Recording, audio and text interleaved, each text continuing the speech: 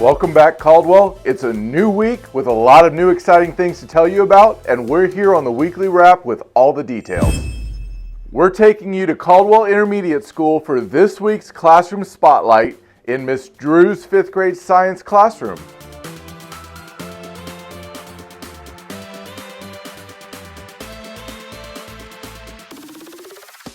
Hi, I'm April Drew. I'm the 5th grade science teacher here at Caldwell Intermediate School, and I just want to say thanks for letting me share on the Classroom Spotlight today.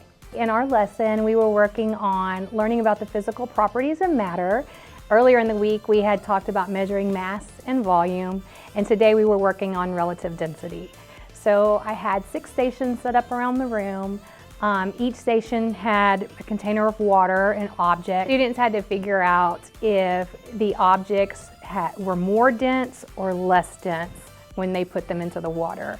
So they rotated between 6 stations, and for one station we had a couple of density cubes. One was opaque and one was transparent, and one of them floated and one of them sunk, and they had to figure out which one was more or less dense. Then we had 2 eggs at a station with salt water and regular water, and obviously the saltwater egg floated, so they had to realize that that salt water was more dense than the egg. We had a station where there was a pill bottle filled with sand and a pill bottle filled with cotton balls, and they discovered that the sand was more compact, therefore it was more dense and it sunk, and the cotton balls were less compact, therefore those matter molecules could move around more, and so it floated. We had a station where we had a metal nail, and then we had water and we had oil. They could see that the oil floated to the top, therefore it was less dense than the metal. And then we had a station that was more of an observation station, and it had 6 objects. About 3 of them were floating and about 3 of them had sunk, and they figured out about the density of those. And then one of our favorites, I had filled 4 balloons with different liquids that all had 30 milliliters of liquid, but there were different liquids, and so it was confusing for them because they're all the same size, they're all have the same amount, but some were floating, some were sinking, and they had to categorize those by what was more dense and what was less dense. So they had lots of experiences to help build that automaticity about what would be more or less dense, and that is a physical property of matter, along with our mass and volume that we had done earlier in the week. As you can see, the kids had a blast today with all the smiling faces. They were highly engaged, and I feel like there was high levels of learning that were achieved. Thanks again. Our sports update this week comes from 2 Hornets, Delvin Morris and Tilly Hicks.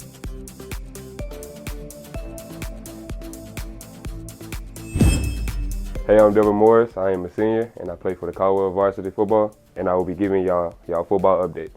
Hi, my name is Tilly Hicks. I'm a junior, and I play varsity volleyball and varsity tennis, and I will be giving you the volleyball and tennis sports updates. Hornet football kicked off the season with a tough loss in Groesbeck last Friday. We will be back on the road this week in Robinson Friday at 7 o'clock p.m. The Caldwell volleyball team finished 4th at the Anderson tournament this past weekend. The Lady Hornets defeated Hearn, Onalaska, and Lexington. On Tuesday, August 30th, the Lady Hornets defeated Burton in a 5-game marathon match. After dropping the first 2 games, the Lady Hornets fought back to win the next 3 games and the match. The Lady Hornets' next match is on Friday versus Sealy. Varsity will start at 5, followed by the JV and freshmen. This week's tennis match against Smithville got canceled, so we did an inter-squad match at our courts. Next week, we would take on Manor New Tech and Taylor. Here are your cross-country updates.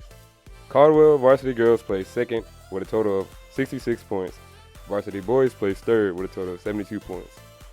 Cross country will be having a meet at 8:30 at Belleville Saturday. We'd like for y'all to come out and support us. Bingo.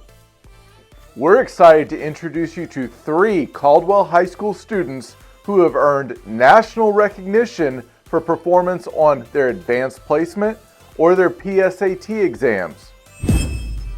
Hi, my name is Anna LaFontaine, and I am a senior at Caldwell High School. I have taken the PSAT my freshman, sophomore, and junior year, and I was very honored to receive the National Recognition for Rural and Small Town School Award. Hi, my name is Kaylin Boyd, and I am a junior at Caldwell High School. I have received 2 national recognition awards, one being the Hispanic National Recognition and the other being the Rural and Small Town National Recognition for my PSAT scores. Hi, my name is Jesus Torres and I'm a senior at Caldwell High School. I took my PSAT my junior year and I got recognized by the nation for the National Hispanic Award.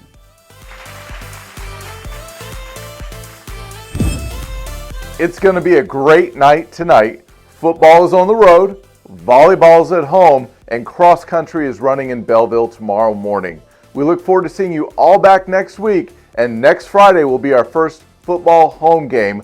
I look forward to seeing all of you at the stadium. Until then, keep it Hornet proud, Caldwell strong, and sting 'em.